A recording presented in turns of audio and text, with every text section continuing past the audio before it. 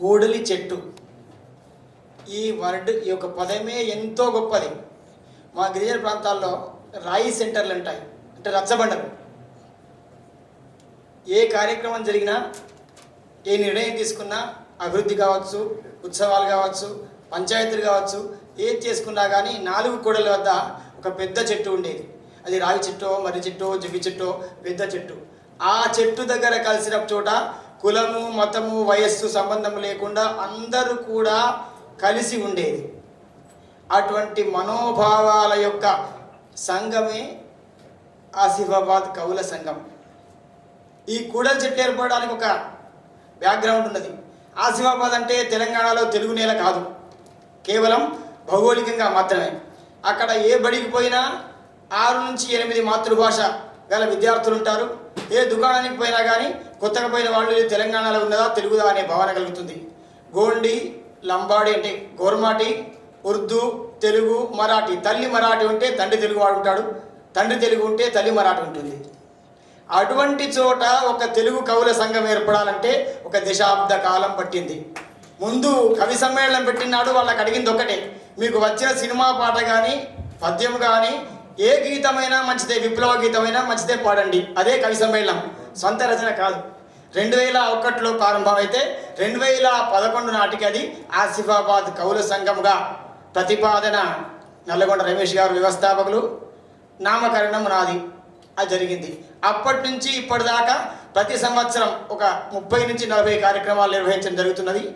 తర్వాత ప్రతి నెల మా ఇప్పటి గౌరవ అధ్యక్షులు, అప్పటి అధ్యక్షులు గుర్రాల వెంకటేశ్వర గారి సూచన మేరకు ప్రతి ఫస్ట్ వీక్లో మొదటి బుధవారం నాడు నెల పొడుపు కార్యక్రమం ద్వారా ఎవరో ఒక అతిథి ఇంటి లోపల కవి సమ్మేళనం జరగడం, దానిపైన చర్చించడం జరుగుతున్నది.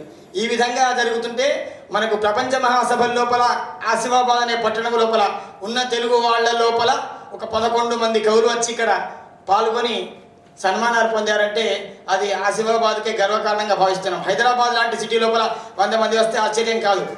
కానీ ఆసిఫాబాద్లో అది మల్టీలింగ్వల్ విలేజ్ నుంచి రావడం అనేది మాకు ఆనందకరమైన విషయం. ఆ విధంగా నడుస్తున్న కవి సమ్మేళనం లోపల రకరకాల కవులు ఉన్నారు. గేయ కవులు ఉన్నారు, పాటలు రాసేవాళ్ళు ఉన్నారు, పద్యాలు రాసేవాళ్ళు ఉన్నారు, వచన కవులు ఉన్నారు. కానీ ఆ వచన కవిత్వం సార్ చెప్పినట్టు అనుభూతి కవిత్వమే కాకుండా ఇటువంటి పెద్దలు మెచ్చే విధంగా శిల్పం, దాంట్లో మన కవితా వస్తువు, శబ్దం, ఇవన్నీ కావాలంటే పెద్దల యొక్క రచనలు చదవడం, వాళ్ళ యొక్క అనుభవాన్ని క్రోడీకరించడం, వాళ్ళ యొక్క మార్గదర్శనం తీసుకోవడం, ఇది కావాలి. ఇది కావాలంటే మాకు ఆసిఫాబాద్లో ఉన్న మయమే కాకుండా పెద్ద కవులతో పరిచయాలు, వారి యొక్క పుస్తకాల అధ్యయనము, వాళ్ళు మమ్మల్ని గుర్తించి వ్యక్తిగతంగా మాకు మార్గదర్శనం చేసే చొరవ కూడా కావాలి. అది కావడానికి ఒక 45 సంవత్సరాలు పట్టింది. దానికి ముందుగా మా జిల్లా లోపల మా ఉదార్ నారాయణ గారు, నేను ఆయన ఇద్దరం ఒకే ఉద్యోగం, ఒకే సంస్థలో ఒకే రోజు జాయిన్ అయిన వాళ్ళం. వారిది వచన కవిత్వము, నాది పద్య కవిత్వం, ఇదొక్కటే తేడా. కాకపోతే వారు ఆదిలాబాద్కు అటుపక్కకు పశ్చిమాన, ఇటు తూర్పు లోపల ఆసిఫాబాద్లో నేను. కాబట్టి వారిని పిలిపిస్తే మా దగ్గర వచన కవులకు ఇంకా కొంత ప్రోత్సాహం జరుగుతుంది, మార్గదర్శనం జరుగుతుందని చెప్పి కోరి ఒక 2 సంవత్సరాల క్రితం వారిని పిలిచి ప్రత్యేకంగా వారి ఉపన్యాసం ద్వారా మా యువకులందరికీ కూడా సలహాలు ఇచ్చి ఏర్పాటు చేయడం జరిగింది.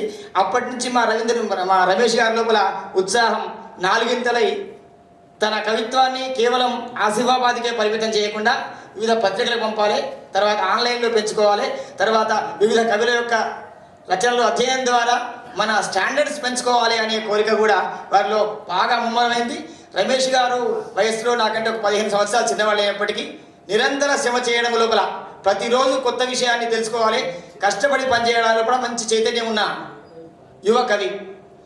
అటువంటి వారికి ఈ పెద్ద మనుషుల యొక్క మద్దతు లభించడం అనేది ఇవాళ ఆసిఫాబాద్కు ఇంకొక తరానికి మంచి కవిని తయారు చేసే అవకాశం మా ఆకాశంకి ఏర్పడ్డది. అది మా అదృష్టంగా భావిస్తున్నాం. ఎందుకంటే గురువులకే గురువు గారు వారు శివారెడ్డి గారు ఇప్పుడు చెప్పారు, 74 లోపల పుస్తక కవి ఆవిష్కరణ చేశారంటే ఒక 50 సంవత్సరాలు గడిచిపోయినాయి. అటువంటి వారి ఆశీస్సులు రమేష్కి అందినాయి అంటే మళ్ళొక్క 50 సంవత్సరాల దాకా అక్కడ కవిత్వం బతికి ఉంటుంది. ఆ కవిత్వం ప్రజల్లో నుంచి వచ్చింది, చూసింది, అనుభూతిని అనుభవించింది. పుస్తకాల్లో నుంచి రాసింది కాకుండా, కాపీ పేస్ట్ కాకుండా ప్రజల్లో నుంచి వచ్చింది వస్తున్నది అంటే అది ఆనందకర విషయం. సబ్జెక్ట్ లోపలికి పోయిన తర్వాత దాంట్లో గొప్ప విషయాలు 10 మందికి పంచగలిగితే 10 మంది స్పందించగలిగితే వారిని చూసి ఇక కొత్త వాళ్ళు నేర్చుకునే అవకాశం ఉంటుంది. దానికోసం రమేష్ గారి కృషి, శివారెడ్డి గారు రాసిన తొలి పలు ఆత్మీయ స్పందనలో చూశాను నేను. విస్తృత అధ్యయనం కావాలి. 60 వాక్యాలు ఉన్నది 6 వాక్యాల్లో తీసుకురాగలగాలి. 10 మంది రాసిన దాంట్లో ఉన్న గొప్పతనాన్ని గుర్తించగలగాలి. ఆ అధ్యయనం ద్వారా గుర్తించద్దామని మన అవకాశం ఉన్నప్పుడు దాన్ని ఎక్కడ ప్రయోగించాలి అని నేర్చుకోగలగాలి. ఇటువంటి చక్కటి సూచనలు కనబడేవారు దాంట్లో మన. ఆ సూచనలు పాటించడం ద్వారా కవిత్వం లోపల ఇంకా ప్రామాణికత పెరిగే అవకాశాలు ఎక్కువగా ఉంటాయి. ఇటువంటి పరిస్థితుల లోపల ఆసిఫాబాద్లో ఇదే ప్రోగ్రాం పెడితే చాలా ఇంకొక 100 మంది కవులకు, కొత్త కవులకు మార్గదర్శనం అయి ఉండేది. కానీ వారి వయస్సు రీత్యా ఇక్కడ పెట్టే పరిస్థితి ఏర్పడింది. అక్కడికి చాలా సంతోషం. ఇప్పటికైనా మా పెద్దలకు విన్నపం, మీరు ఒక కార్యక్రమం ఏదన్నా ఆసిఫాబాద్ తీసుకోండి, మీకు వ్యయ ప్రయాసాలు, భోజన సౌకర్యాలు అన్నీ మా ఆకాశం ద్వారా చేస్తాం. కాకపోతే మీరు వచ్చి మాకు మార్గదర్శనం చేయడం కావాలి. వర్క్షాప్ లాగా 2 రోజులైనా మేము భరిస్తాం, ఒక్క రోజైనా మంచిది. సిద్ధారెడ్డి గారిని కూడా ఇంతకుముందు సందర్భంగా కవి యాత్ర అప్పుడు నిర్మల్లో కోరాం. వారి మిత్రులు మంచుకట్ల రాజన్న గారు మా ఆశీర్వాదాలు ఉంటారు, వారు కూడా కోరుతున్నారు సార్ ఒక్కసారి రండి అని. వీలైతే ఒక కార్యక్రమం మీరు ఏర్పాటు చేయండి, ఖర్చులు కానీ కష్టాన్ని కానీ అన్నీ మేము మీద వేసుకొని చేస్తాం. కాకపోతే ఇక్కడ చేస్తే అందరు రాలేరు, అక్కడికైతే మీరు 2-3 వస్తే సరిపోతుంది. అక్కడ వాళ్ళందరూ కూడా మీ మార్గదర్శనం లోపల కొత్త కవులు తయారై కేవలం ఈ సోషల్ మీడియాలో ఉన్న కవులు కాకుండా వాస్తవ ప్రపంచాన్ని చూసే కవులు తయారయ్యే అవకాశం ఉంటుందని అనుకుంటున్నాము. ఎందుకంటే దాన్ని వివరించడం కాదు, కాబట్టి ప్రామాణికత పెంచాలంటే తప్పకుండా అటువంటి మీ మార్గదర్శనం కావాలి.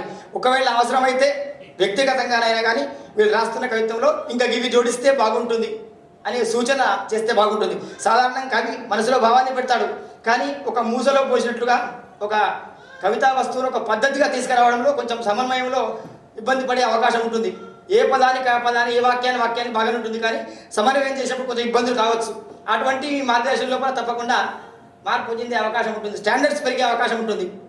అందుకు మీకు అందరికీ విన్నపం ఏంటంటే తప్పకుండా మా ఆసిఫాబాద్ అనే కాదు, ఏదైతే దూర ప్రాంతంగా మన భాషా పరంగానో దూరంగా ఉన్నారో అటువంటి చోట మీరు ప్రోగ్రామ్ చేస్తే ఇక్కడ 100 మందికి అన్నం పెట్టింది, అక్కడ ఒక్కళ్ళకి అన్నం పెట్టింది సమానం. అది అర్థం చేసుకోవాలని చెప్పి మనవి చేస్తున్నాం.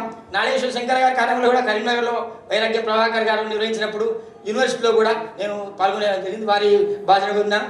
సార్తో కూడా యూనివర్సిటీ వరంగల్ కాకతీయ యూనివర్సిటీ పరిశోధన కార్యక్రమాల్లో 2-3 సదస్సులో సార్తో పాల్గొన్న అదృష్టం నాకుంది. వారందరి ఆశీస్సులు మా ఆశీర్వాద కవులకు ఉండాలని కోరుకుంటూ ఈ రవీందర్ మన రమేష్ గారి కూడల చెట్టు గురించి నేను ఏం మాట్లాడట్లేదు, ఎందుకంటే అందరూ దీని గురించి చెప్పేవాళ్ళు. మా కూడల చెట్టు గురించి మాత్రమే ఇప్పుడు నేను చెప్పాను. ఆకాశం ఆసిఫాబాద్ కవుల సంగమం మాత్రమే, సంఘం కాదు, సంగమం మాత్రమే, కలిసేది మాత్రమే, దాని గురించి చెప్పాను. వారికి శుభాకాంక్షలు తెలుపుతూ ఒక నిమిషం వారి పైన నేను ఇక్కడికి వచ్చిన తర్వాత రాసిన పద్యాన్ని వినిపించి నా ఉపన్యాసం ముగిస్తాను. గురువు శివారెడ్డి మీ తరముల విలువలు సతతము ధైర్యము నింపున్, వరమగు సిద్ధారెడ్డి కరముల మీ అనుభవాల గౌరవనతులే. ఆకాశముక కూడలి చెట్టే ప్రాకటమౌ శశికరముల వైభవమందున్, చీకటి చీల్చెడు శీతల మూకల గూడున శిశువుల పొదిగెను హృదిలో. ఆడుచు పాడుచు గడుపగా వీడని యొక్క బంధమగుచు వీధుల గురుతై, తోడై నీడై నిలిచెను కూడలి చెట్టు ఏ పల్లెల కూర్మికి నెలవై. కూడలి చెట్టుకు జీవము వేడుక ప్రాణము పోసి విగ్రహమందున్, తోడుగా శిల్పికి జత నీనాడును వెడలితివి భాగ్య నగరము చూడన్. నల్లగొండ వంశ నాణ్యత వృద్ధికై ఎల్ల కవుల ప్రేమలుల్లసిల్ల, కూర్మి తిరుపతి రమేష్ గుర్రాల దత్తుతో బయలుదేరే మూర్తి పట్టణం. వరము రవీంద్ర భారతి నవవైభవమందగ నాదివారమున్, గురువుల వంటి పెద్దలకు కూడలి చెట్టు బలంబురప్పల్. విరివిగ శక్తితో కవిత వృక్ష సుపుష్పము మాలగూర్చియున్, కరములలో రమేషు కవి కాంతి చివుళ్లను నింపెమాగమున్. సిరివెన్నెల మురిపముతో చిరు కవితల పూలవాన శిశిరము చివులల్, స్థిరమా సంక్షోభస్వర వరములతో కవి రమేషు వర్ధిలగతమున్. ఈ అవకాశం ఇచ్చిన అందరికీ ధన్యవాదాలు.